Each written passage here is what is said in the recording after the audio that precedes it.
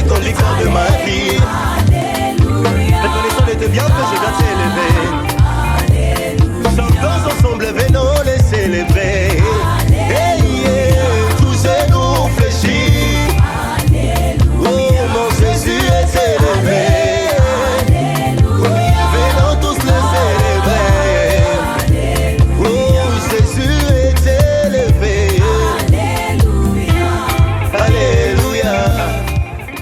Pour la vie chrétienne commence par la foi et finit par la foi. Donc c'est par la foi que nous pouvons accepter et recevoir tout ce que Christ a fait à la croix.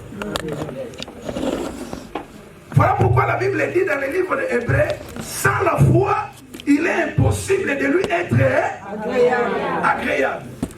Ce matin, je vais vous parler de la foi. Parce que si tu n'as pas la foi à ce que Christ a fait, alors tu ne vivras jamais le bénéfice de l'œuvre de la croix. Amen. Alléluia. Amen. La Bible ce n'est pas hasard. La Bible a réservé tous les chapitres pour célébrer, honorer et élever les hommes et les femmes de foi. Amen. Nulle part dans la Bible, tu verras qu'on parle, on a réservé tous les chapitres qu'on parle des hommes de prière. Je ne suis pas contre la prière. La prière, c'est un devoir. La prière, c'est une obligation. Mais la Bible a réservé tous les chapitres pour célébrer ce qu'on appelle les héros de la foi. Alléluia. Amen. La Bible dit, sans la foi, il est impossible de lui être agréable. Donc Dieu ne peut pas t'agréer. Ce n'est pas impossible, ce n'est pas difficile, mais c'est impossible. Parce que le Dieu de la Bible, tout ce que nous pouvons recevoir de lui, même tout ce que Christ a fait à la croix, nous pouvons que le recevoir par la foi. Dieu marche, Dieu se révèle et Dieu donne ce qu'il a fait à la croix au moyen de la foi. La Bible dit, nous sommes sauvés par la grâce, mais au moyen de La foi. Nous sommes sauvés par la grâce, mais au moyen de la foi. Alors ce matin, je vais un peu parler de dimensions de la foi. La foi a ses dimensions. Dieu marche avec les hommes et les femmes qui ont la foi. Et quand on parle de la foi, nous allons découvrir ce matin que dans la foi, il y a des dimensions ou il y a des degrés. Est-ce que quelqu'un peut dire amen? Amen. La foi a des dimensions, la foi a des degrés. Et nous sommes appelés tant que chrétiens pour recevoir, vivre ce que Christ a fait à la croix. Quand nous parlons qu'il a effacé l'acte dans les ordonnances qu'il a dépouillées, nous pouvons que recevoir ces choses, expérimenter ces choses, vivre ces choses si nous avons la foi en nous. Écoutez-moi, la Bible dit, Jésus parle avec Pierre. Il dit dans le livre de Luc chapitre 22, le diable t'a réclamé. Donc, Pierre passait des moments qu'il ne savait pas, mais dans le monde spirituel, dans l'atmosphère spirituelle, il y avait des choses qui se passaient. Il y avait le diable qui lui réclamait pour lui cribler. Mais écoutez, Christ dit, j'ai prié pour toi, afin que ta foi ne défaille point. Le diable lui réclame. Mais Jésus a prié pour sa foi, n'a pas prié pour sa santé, n'a pas prié pour son boulot, n'a pas prié pour ses business, n'a pas prié pour sa famille, il a prié pour sa foi. Parce que c'est la foi et la base.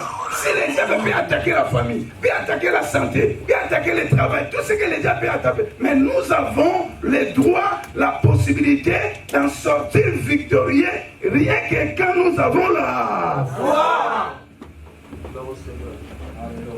Sans la foi, il est impossible. Dieu ne peut pas marcher avec toi si tu n'as pas la foi. Amen. Je le répète, Dieu ne marche qu'avec des hommes et des femmes de foi. Voilà pourquoi Dieu ne pouvait pas.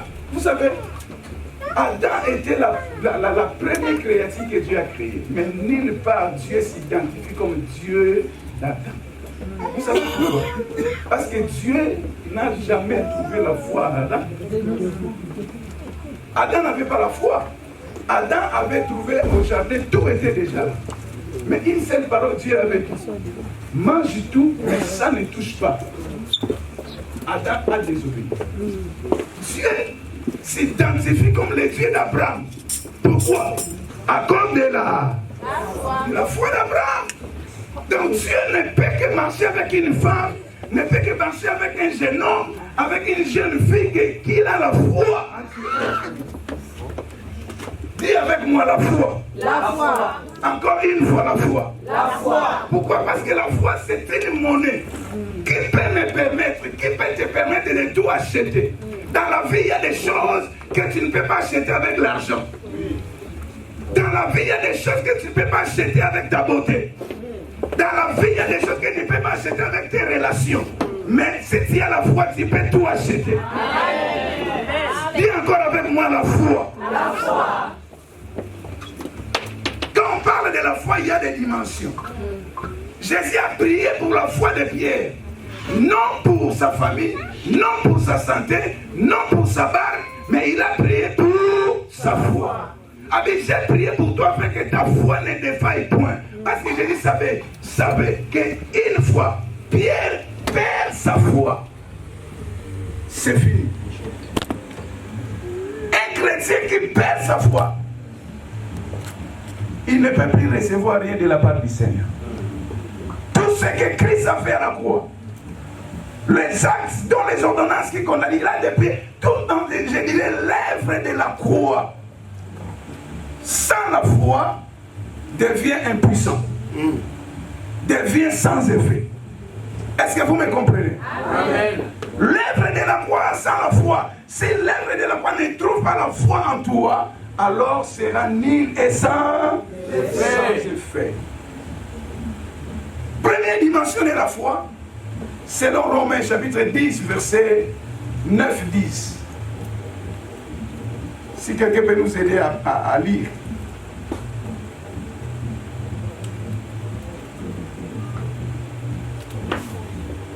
Romains chapitre 10, verset 9 à 10. Verset 9 jusqu'au 10e verset. J'ai lu la parole de Dieu au nom de Jésus.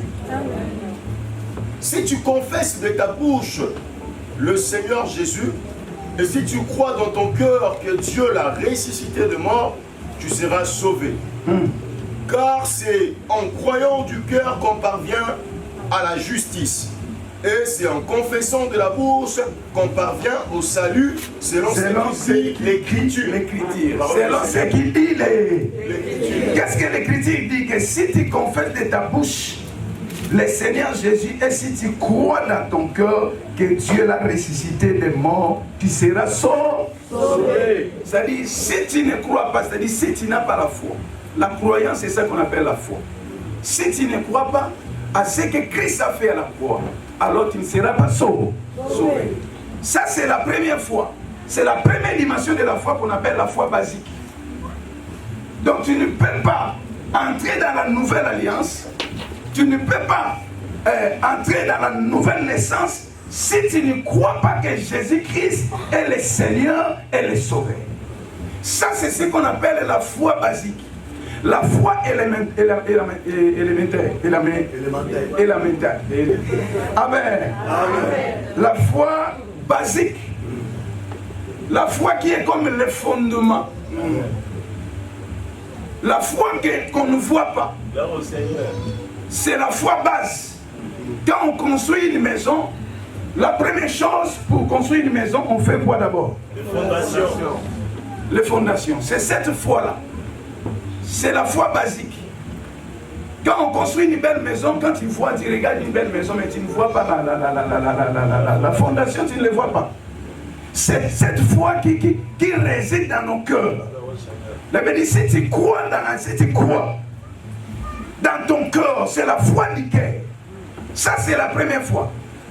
La première dimension de la foi. La foi basique. Le fondement de la foi. Mais à part cette foi-là, la foi maintenant a des degrés selon Hébreux chapitre 10, le verset 22. La foi maintenant a des degrés. Quand tu acceptes Jésus, c'est la première fois, la première dimension de la foi, mais tu es appelé à ne pas rester là-bas. À cette foi basique, ta foi maintenant va commencer à évoluer. À croître, voilà. C'est ce qui est important. Si tu restes dans cette foi basique, maintenant ça sera difficile à vivre l'œuvre de la foi, à expérimenter les promesses de Dieu qui est attaché à ta vie et qui est attaché à ta destinée. Est-ce que quelqu'un peut dire Amen? Amen. À part la foi basique, maintenant le reste des foi que je vais vous parler ce matin, ce sont des foi qui ont qui ont des langages. Ces foi-là qui peuvent être exprimées, qui ont des expressions. Donc chaque foi, à part la foi basique, toutes les autres fois que je vais vous parler ce matin, ce sont des fois. Voilà pourquoi Christ a dit, quand tu es dans la foi, qu'est-ce que Christ a dit? Il a dit, il y a des fois, tu marches dans la foi, mais tu dois aussi t'arrêter à penser si tu es toujours dans la foi. Dis Amen.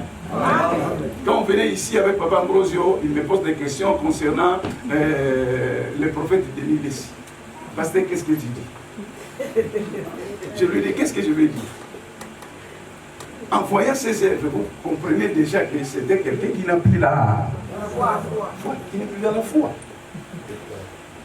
Alléluia. Amen. Deuxième dimension de la foi, je l'appelle la foi moyenne.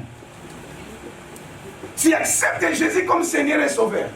Tu le confesses devant tout le monde que Jésus, Seigneur Jésus, je t'accepte, je crois que tu es mon Seigneur, je t'ai un péché, c'est qu'on fait toujours. Amen. Amen. Mais après cette foi basique, maintenant tu dois commencer à croître, à évoluer dans la foi. Dis Amen. Amen. Parce que Dieu aussi ne s'arrête pas. Dieu de la Bible, c'est un Dieu qui marche. Au Seigneur. Quand tu crois au Seigneur Jésus, tu ne dois pas t'arrêter à cette foi, mais tu dois commencer maintenant à marcher dans la foi. C'est la foi moyenne. Selon Marc chapitre 5, le verset 1 jusqu'au verset 12. Cette foi, je l'appelle la foi moyenne. Cette foi maintenant a des expressions. Je peux exprimer ma foi. Cette foi a des caractéristiques. Quand il agit de telle manière, Dieu peut voir que cette personne a exprimé sa foi. Voilà pourquoi quelque part on dit la foi sans les œuvres, c'est une foi. Donc tu dois exprimer ta foi par des œuvres. Selon Marc chapitre 5, du verset 1 jusqu'au verset 12, la Bible nous parle de l'histoire d'un homme qui était paralytique. Cet homme était paralytique, mais qui avait 4 amis, des vrais amis. Non des amis hypocrites, mais des vrais amis. Amen. Parce qu'aujourd'hui dans la vie, c'est difficile de trouver des vrais amis. Alléluia. Amen. Souvent, ceux que nous appelons des amis, en réalité, ne sont pas des amis, sont de nos ennemis. Amen. Amen. Quand tu regardes ma copa. Mais c'est elle qui te détruit derrière. C'est lui qui parle que mal de toi. Amen. Alléluia. Amen. Mais cet homme-là avait des vrais amis qui se souciaient de sa situation. Parce qu'il y a certaines personnes, apparemment, quand ils te voient, vous savez, il y a certains amis, vous êtes amis parce que vous traversez des moments difficiles, vous êtes tous dans la pauvreté. Vous êtes tous dans les célibats. Là, vous êtes amis. Quand ils sortent dans cette condition, dans cet état, vous n'êtes plus amis. Amen. Amen. Mais ces amis-là partageaient la douleur de cet homme, les difficultés de cet homme. Ils se préoccupaient même pour sa solution. Ils ont appris l'information que Jésus était revenu dans la ville de Capernaum. Ils ont décidé de porter leur ami vers Jésus pour sa solution, pour sa guérison. Il était paralytique. Arrivé là-bas, la Bible dit qu'il y avait la foule dans la maison. Il était déjà plein dans la maison. Il n'y avait plus d'espace pour entrer. Mais quand ils sont arrivés, au lieu de faire comme tout le monde, comme nous avons l'habitude de faire, quand tu vas quelque part, surtout dans nos matanga, ici en Europe, tu vas dans un appartement, dans une maison, tu vas là-bas, tu trouves que la maison est déjà pleine, tu restes derrière, dehors, n'est-ce pas? C'est ce qui se passe souvent. Il y a des gens qui sont dehors là. Pourquoi vous êtes dehors? Nous sommes dehors parce qu'il y a pris de place. Mais ces gens-là n'ont pas, parce qu'ils avaient la foi, que les jours-là, c'était les jours de la délivrance ou de la guérison de leur ami. Ils avaient un objectif. Quand tu viens à l'église, quand tu viens chercher Jésus, tu dois avoir l'objectif. Amen. Alléluia. Amen. Quel est l'objectif? Ton objectif quand tu quittes ta maison. Il y a des gens qui viennent à l'église pour les autres, pour regarder que les autres, pour penser qu'aux autres, pour parler que des autres. Mais quand tu viens à l'église, tu dois avoir ton objectif. Parce que mon objectif, ce n'est pas ton objectif. Ton objectif, ce n'est pas aussi mon objectif. Chacun a son objectif, a son but. Chacun a son problème. À chacun son problème. À chacun son difficulté. Et à chacun aussi son objectif. Je te pose la question, quel est ton objectif ce matin? Dis Amen. Amen. Et ces gens-là, les 4 amis, avaient l'objectif. Parce qu'ils étaient fatigués de la situation de leurs frères, de leurs amis. Au lieu de rester dehors comme tout le monde, ils ont décidé de passer derrière la maison, de monter au toit. Jésus était comme nous sommes là, je suis en train de prêcher. Jésus prêchait aussi comme ça. Alléluia. Amen. Et la maison était pleine. Mais ils ont décidé de monter au toit et d'enlever la toiture et de faire descendre leurs amis. Bien-aimés, dans la vie chrétienne, on ne fait pas les choses comme tout le monde. Amen. Suivez-moi bien, on ne fait pas les choses comme tout le monde. Si tu veux faire les choses comme tout le monde, tu auras aussi les résultats de tout le monde. Or, les résultats de tout le monde n'affectent pas, n'impactent pas. Si tu veux que ta vie chrétienne soit impactée par Jésus, par la parole de Dieu, ne copie pas les autres, mais fais des choses, ne fais pas des choses comme tout le monde. Parce que tout le monde donne 5 euros, moi aussi je donne 5 euros. Il n'y aura pas de résultat. Quand les autres donnent 5 euros, toi décides de donner 50 euros. Le résultat qu'il y aura sera différent des autres. Amen. Quand les autres arrivent en retard, toi tu ne viens pas en retard. Amen. Tu verras que ta vie sera différente de la vie des autres. Amen. Amen. Quand les autres refusent de participer, toi participes. Amen. Ne fais pas les choses comme tous les autres, tout le monde. Ces gens ont fait des choses différemment des autres. Un bon chrétien, un vrai chrétien, est celui qui fait des choses pas comme tous les autres. Est-ce que quelqu'un peut dire Amen? Amen. Alors ils ont décidé. Du haut de toi là, ils ont jeté maintenant leurs frères, leurs amis. Jésus prêchait comme ça. Il voit la toiture ouverte et il y a quelqu'un qui descend. Poum! La Bible dit au verset 5, je crois bien. Nous n'avons pas le temps de lire. La Bible dit Jésus ayant vu les voix. Jésus n'a pas vu ces personnes, ces 4 amis-là. Jésus ne les a pas vus. Mais qu'est-ce que Jésus a vu? Jésus a vu l'acte. L'acte qui a été posé. Exprimer la foi de ces 4 hommes. Amen. La Bible dit Jésus ayant vu les voix. La foi, c'est voix. La foi, c'est voix. Dis Amen. Amen. Donc, mon toit, ça, un condiment. Celui qui a la foi, on peut le voir. Est-ce que quelqu'un peut dire Amen? Amen. Donc, la foi peut se faire voir au travers des œuvres, au travers des actes.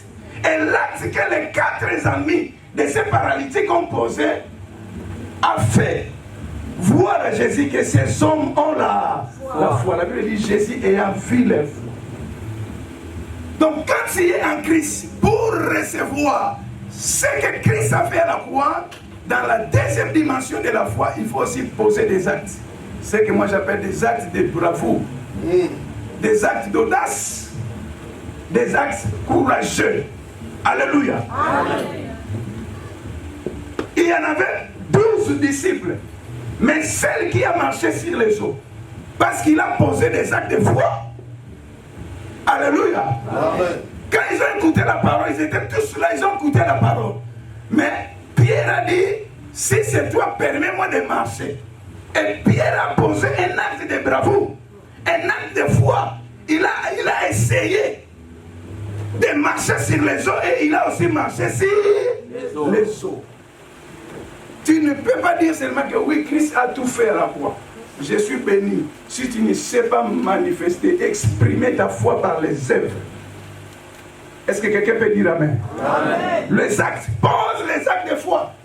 La femme de Père de sang avait la foi. Pour exprimer sa foi, elle a posé une acte.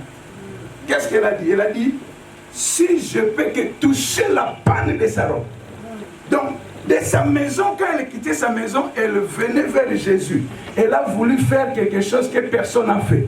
Certainement, je vous dis, si la femme, cette pensée-là, cette conviction-là, l'avait partagée avec les autres, tout le monde voulait lui dire, non, ne le fais pas. Parce que personne ne l'a fait. La foi s'exprime par des actes. Ce qui te manque, il y a des fois pour vivre le bénéfice de l'œuvre de la foi, parce que tu n'arrives pas à exprimer ta foi par des actes. Tu dois être encouragé à poser certains actes de foi. Alléluia. Amen. Vous savez, là où je suis, je dirige l'église, on a passé des moments difficiles. On a passé des années qu'on n'arrivait pas à voir notre salle. Le cœur des gens était tellement difficile, l'église était tellement combattue, pasteur. On a fait comme ça. Difficile. On priait souvent toujours les après-midi. Et en priant les après-midi, on a perdu beaucoup de membres. Parce que plusieurs familles ne voulaient pas venir à l'église les après-midi. Parce qu'ils disaient non, le dimanche soir, les après-midi, on arrive à la maison, on est déjà fatigué, les enfants. Demain, il faut peut-être donner aussi un coup d'œil aux devoirs des enfants, toutes ces choses-là. Parce que le lundi, il y a le boulot, il y a ceci, il y a cela. On a perdu beaucoup de membres. Quand la crise a commencé à frapper, la plupart des gens ont quitté l'Italie, sont venus en France, Belgique, partout. Et l'église commençait, on a perdu aussi beaucoup de membres. Amen. Amen. Alors, pasteur, qu'est-ce qui s'est passé? Quand l'église, la plupart des gens ont quitté le pays, l'Italie, pour venir en France, à Belgique, à cause de la crise qui avait frappé. On est resté paix, mais à cette occasion-là, maintenant, on a trouvé une salle. Alléluia. J'ai pris quelques anciens de l'église, des diacres de l'église, on est allé voir la salle là. Et on nous a donné les prix. Tout le monde me regardait. Pasteur, est-ce que c'est possible de voir cette salle avec le nombre que nous sommes restés? D'abord, n'oublie pas. Tout le monde me rappelait, n'oublie pas que la plupart des gens ne donnent pas l'argent pour la salle. Je devais poser une acte de foi. J'ai dit, moi je crois, nous allons réussir à payer cette salle-là. Amen. On a pris la salle. Depuis 2012 jusqu'à aujourd'hui, nous sommes là. Amen. Et nous arrivons à payer la salle. Amen. La grande salle, un jour, pasteur, si tu fais un tour en Italie, tu viendras, tu verras. Amen. Merci pour l'invitation. Notre salle, ce n'est pas comme ça. Ça c'est petite. Nous avons une grande salle. Tout le monde qui vient là-bas, tous les pasteurs qui habitent, qui viennent de France, de l'Amérique, quand ils arrivent là, ah, pasteur, quelle grande salle. Une bonne salle que vous avez. J'ai posé un acte de foi. J'ai dit, je crois que le Seigneur pourvoit. Amen. Donc, il y a des fois, pour recevoir les choses que Christ a fait à la croix, tu es appelé aussi à avoir un certain courage pour poser certains actes de foi. Dis Amen. Amen. Je connais un frère, aujourd'hui, il est devenu British en Angleterre. Le frère là, on était avec lui en Angola, il est passé par l'Afrique du Sud et puis en Angleterre. Vous savez, à l'époque là, quand il est arrivé en Angleterre, c'était difficile pour les immigrés d'avoir des documents.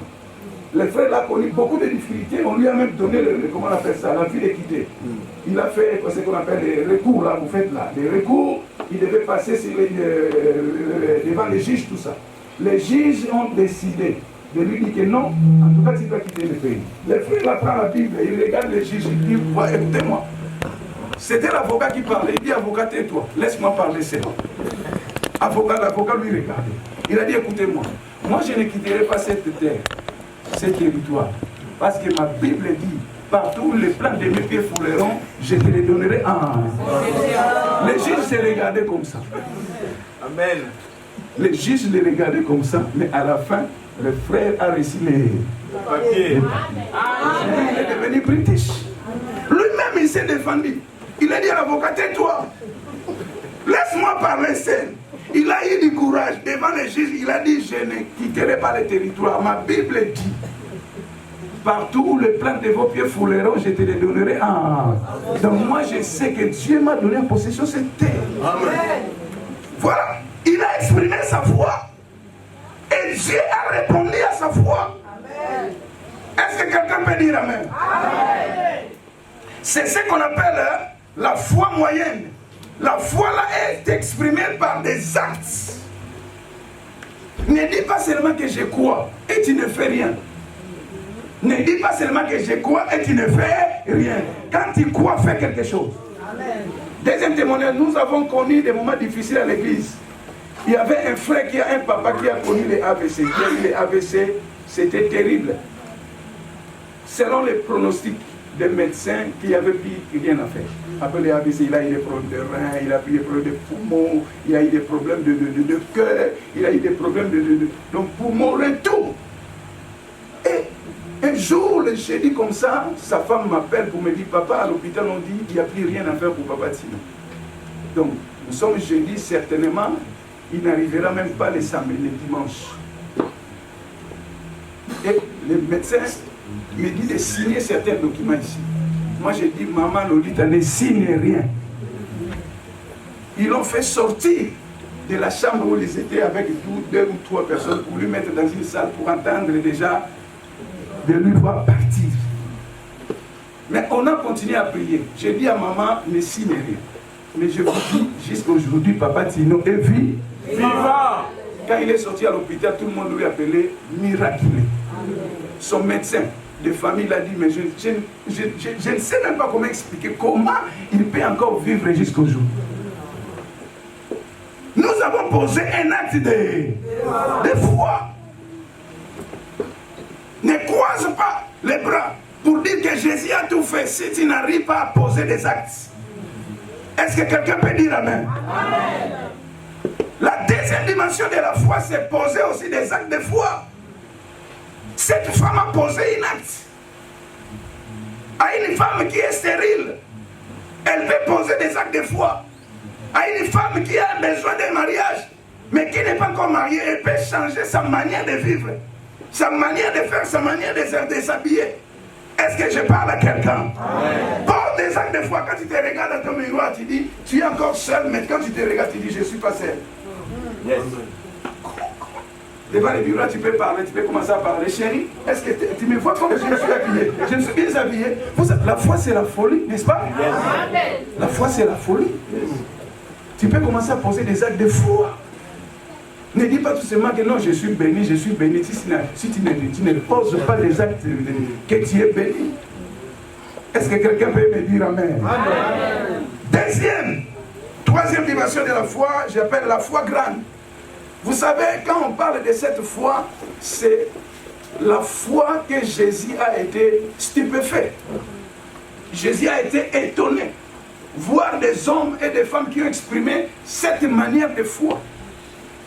Et si je peux souligner, je dirais, en ce qui concerne la foi grande, la Bible dit, ceux qui ont exprimé cette foi grande, ce n'étaient pas même des Juifs, c'était des étrangers. Voilà pourquoi Jésus l'a appelé la grande foi. Il y a une femme dans la Bible, c'est qu'on appelle cette femme-là, la femme-là, cananéenne, syrophénicienne, qui avait une fille qui était tourmentée par des démons. Matthieu chapitre 15, verset 21 jusqu'au verset 28. La Bible dit, cette femme est venue vers Christ. La foi grande est manifestée par l'insistance ou la persévérance. Amen. Dis Amen. Amen. Dis l'insistance et la persévérance. Si tu as la foi, tu dois avoir aussi l'insistance et tu dois avoir aussi la paix. La persévérance. Il y a des chrétiens qui n'arrivent pas à insister et qui n'ont pas la persévérance. Oh, dans le domaine de la foi, si tu n'as pas la persévérance, l'insistance, tu n'auras rien. Il y a certaines choses dans la vie. Pour en avoir avec Christ, il faut insister et il faut payer. Seront sauvés. Ce n'est pas tout le monde qui sera sauvé. Ceux qui seront sauvés seront ceux qui vont insister et qui vont insister, persévérer. Dis à ton frère, persévère encore. Même si ce que tu attends, tu ne le vois pas encore, mais tu peux encore persévérer. Tu peux encore payer.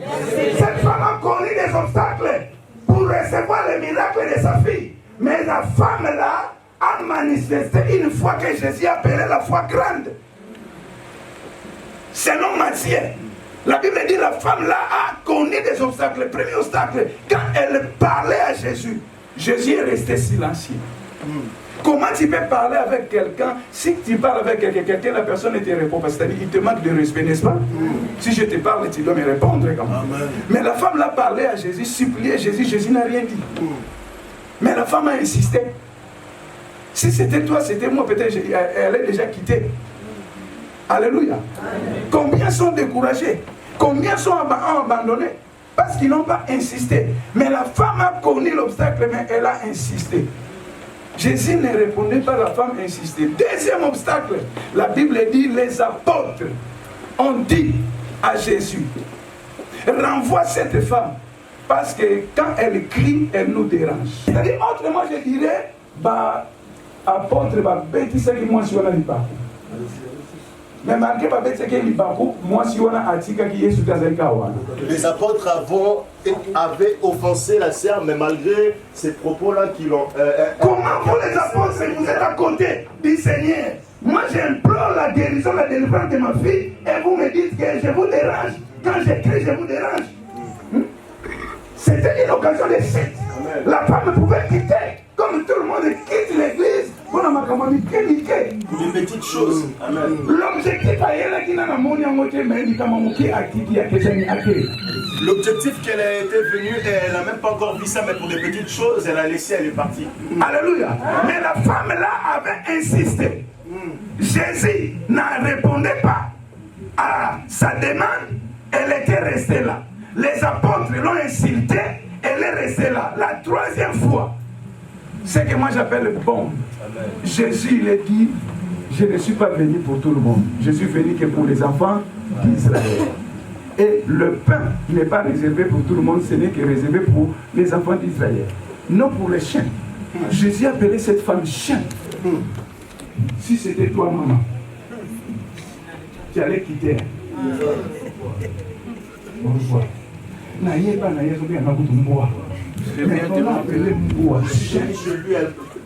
Il m'a appelé chien. Jésus l'a appelé chien. Je ne peux pas donner le pain des enfants aux chiens. Donc moi je suis un chien. Non. Elle pouvait quitter. La femme là a connu des obstacles valables pour la permettre à rentrer chez elle sans le miracle.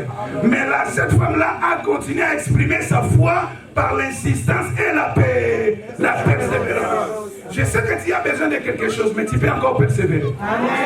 Tu peux encore insister. Amen. À la croix, Jésus a tout fait. Mais si tu n'insistes pas, si tu ne persévères pas, c'est difficile d'avoir certaines choses. Amen. Insiste encore. Amen. Je dis à quelqu'un, insiste encore. Amen. Persévère encore. Si tu peux encore persévérer, tu verras que ce que Jésus a effacé à la croix va aussi se manifester dans ta vie. Amen. Les actes, dont les ordonnances, qui t'est condamné en insistant dans la prière, en insistant dans la parole de Dieu, tu verras que tu vas vivre maintenant les résultats de l'œuvre de la croix. Est-ce que quelqu'un peut dire Amen? La femme a insisté. Écoutez la réponse de Jésus. Jésus, quand elle a vu le comportement, la manière que la femme là s'exprimait, Jésus a dit, en Israël, je n'ai jamais vu une telle grande foi. La grande foi s'exprime par l'insistance et la persévérance. Je dis à quelqu'un, tu peux encore persévérer. Amen. Ton miracle est là. Amen. Ta solution est là. Amen. Ta guérison est là. Ce que tu as besoin, Jésus l'a déjà payé à la croix. Jésus a tout accompli. Mais ce qui te manque, c'est l'existence et la persévérance. Vous savez, ceux qui iront au ciel seront des hommes et des femmes qui savent persévérer. Sans la persévérance, tu n'iras jamais au ciel. Le ciel n'est pas réservé pour tout le monde. Le ciel est réservé pour des femmes et des hommes persévérants. Est-ce que quelqu'un peut dire Amen? Amen. Quelqu'un peut dire Amen? Amen. Dis à ton voisin, persévère encore. Persévère encore. Persévère encore. À la croix, Les actes et les ordonnances qui nous condamnaient ont été Effacés. Et il a marché sur les autorités, la puissance de la sorcellerie, la puissance de la stérilité, la puissance de la maladie, la puissance de la malédiction. Jésus a marché sur toutes ces choses-là. Mais pour le vivre et pour l'expérimenter, tu dois aussi persévérer et insister. J'aime ces cantiques que tout le monde chante aujourd'hui. Insiste encore. Exagère encore. Insiste encore et exagère. Tu peux encore persévérer. Christ à la croix fait. Je te dis, je te rassure, les actes dont les ordonnances qui te condamnaient à la malédiction, au chômage, à la maladie, je ne sais pas quoi, Christ l'a déjà effacé. Christ l'a déjà effacé. Il n'y a rien que nous pouvons faire par rapport à l'œuvre de la croix. Mais nous devons exprimer notre foi. Est-ce que quelqu'un peut dire Amen? Amen. Quatrième. Non, la grande foi s'exprime par deux langages. Premier langage, par l'insistance et la persévérance. Deuxième langage, maintenant, par les déclarations. C'est deux fois dans la Bible où Jésus a été épaté. Et Jésus est resté stupéfait en disant, je n'ai jamais vu une telle grande foi en Israël. La deuxième fois, c'était un homme. Cet homme-là était le centenier, un chef militaire. Qui dirigeait 100, était un Romain. N'était même pas un Juif, était un Romain qui vivait en Israël. Il avait son serviteur qui était malade. Certainement, il a eu des traitements, il n'y avait pas la guérison. Il a entendu parler de Jésus, il est allé vers Jésus. Il a ciblé Jésus pour la guérison de son serviteur. Selon Matthieu chapitre 8, le verset 5 jusqu'au verset 10. Mais la Bible dit, quand cet homme a parlé à Jésus, Jésus aussi a accepté son invitation d'aller vers sa maison. Mais parce que cet homme-là, il priait de Dieu étranger aussi, il avait peur que Jésus puisse y aller dans sa maison. Et puis, après avoir demandé, il dira aussi à Jésus, écoutez, tu n'as même pas besoin de venir vers moi, vers ma maison. Mais moi, je sais que toi, tu es le Seigneur. Moi, je ne suis que le centenier. Mais toi, tu es le Seigneur. Vous savez que quand on appelle Jésus le Seigneur, être le Seigneur était aussi parmi les grades militaires à l'époque de l'armée romaine. Dis Amen. Amen. Donc c'était le dernier grade de l'armée romaine, Seigneur. Et la Bible dit, il a dit, toi tu es Seigneur. Moi je suis qu'un centenier, mais j'ai 5 soldats sous mon autorité. Une fois je demande quelque chose, on commande quelque chose, ils sont obligés à le faire et à obéir. Amen. Mais toi tu es maintenant Seigneur. Tu es Seigneur sur les démons, tu es Seigneur sur les autorités, tu es Seigneur sur toute puissance. Alors dis seulement un mot et mon serviteur sera guéri. Jésus regarda cet homme, il a dit, je n'ai jamais vu une telle grande foi.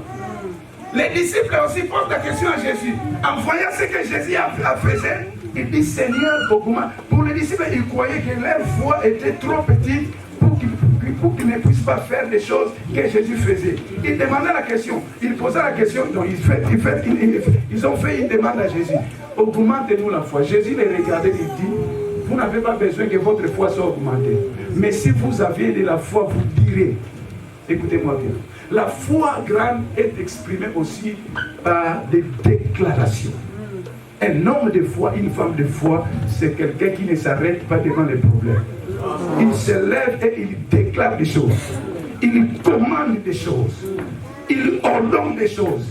Quand tu es malade, ne peux pas dire Seigneur, viens me guérir. Or, à la croix, Christ déjà, la Bible dit par ses meurtrissures, nous sommes guéris. Donc quand je suis malade, je ne peux pas demander à Dieu de me guérir. Mais qu'est-ce que je vais faire? J'accepte la guérison. Car par les meurtrissures, je suis déjà guéri. Je dis, moi, je suis guéri. Toi, l'esprit de maladie, quitte mon corps. Je t'ordonne maintenant. Je t'ordonne ce matin. Je t'ordonne ce soir. Je t'ordonne cet après-midi. Par les meurtrissures de Jésus, moi, je suis déjà guéri. Alors, esprit de la maladie, quitte mon corps au nom de Jésus.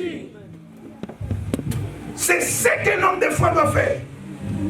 Un homme de foi, une femme de foi ne se lamente pas. ne tremble pas, ne murmure pas devant n'importe quelle situation, mais il parle à la situation. Voilà pourquoi nous voyons Jésus devant la tempête. Tous les disciples tremblaient devant la tempête, mais Jésus qui dormait, quand il s'est levé, qu'est-ce qu'il a fait? Il a ordonné, il a dit, vent, tais-toi. Tais-toi. Devant la situation que tu traverses, au lieu de te lamenter, mais lève-toi et déclare les choses. Amen. Déclare. Une bouche fermée, c'est une destinée fermée. Yes.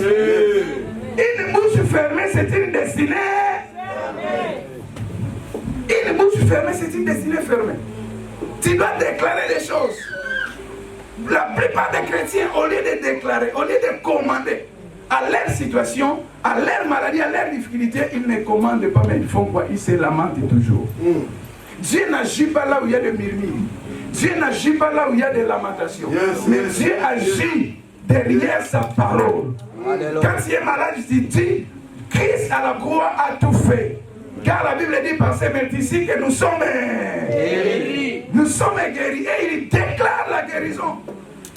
Déclare la guérison. Déclare la victoire. Ne ferme pas ta bouche. Peu importe ce que tu travailles dans ta famille, mais tu peux encore déclarer. Tu peux encore commander au vent. Qui dérange ta famille, qui dérange ta vie, qui dérange ta destinée, tu peux te lever et déclarer des choses. Est-ce que je parle à quelqu'un? Fais un bon choix de commander. Un fils de Dieu, une fille de Dieu a le droit de commander. Écoutez-moi, je vais m'arrêter là. Le diable est venu vers Jésus. Quand Jésus priait Jésus pendant 40 jours et 40 jours, écoutez ce qu'il dit. Si tu es fils de Dieu, ordonne à cette pierre de devenir quoi? De se transformer en un pain. Écoutez, hein? Si tu es fils de Dieu, pourquoi il a dit si tu es fils de Dieu? Le diable sait que ce n'est qu'un fils de Dieu qui a le pouvoir et l'autorité d'ordonner aux choses. Amen. Si tu es fils de Dieu, ordonne. Le diable sait que ce n'est qu'un fils de Dieu. Ce n'est qu'une fille de Dieu qui a le pouvoir d'ordonner les choses. Voilà pourquoi Jésus-Christ n'a jamais supplié Dieu pendant qu'il était sur la terre. Jésus faisait que ordonner. Devant la mort de Lazare, Jésus a ordonné, il a dit Lazare, je ne pas. Vous voyez, Jésus s'est lamenté. La Bible dit Jésus, devant les 5 pains et les 2 poissons. La foule était là. Jésus avait des raisons pour dire, Père, tu m'as donné une multitude de personnes, il y a la foule. Mais tu me donnes que les 5 pains et les 2 poissons. D'ailleurs, les disciples sont lamentés. Ils ont dit, qu'est-ce que nous allons faire avec ces 5 pains et 2 poissons? Mais quand Jésus a pris les 5 pains et les 2 poissons, au lieu de se lamenter, il a rendu grâce. Il a rendu. Ça, c'est une autre dimension de la foi. Une autre dimension de la foi. Que j'appelle la foi forte. La foi forte s'exprime par des louanges, s'exprime par l'adoration et s'exprime par des actions de grâce. La foi forte s'exprime par des louanges, par l'adoration et par des actions de grâce. Que Dieu vous bénisse et bénisse sa parole.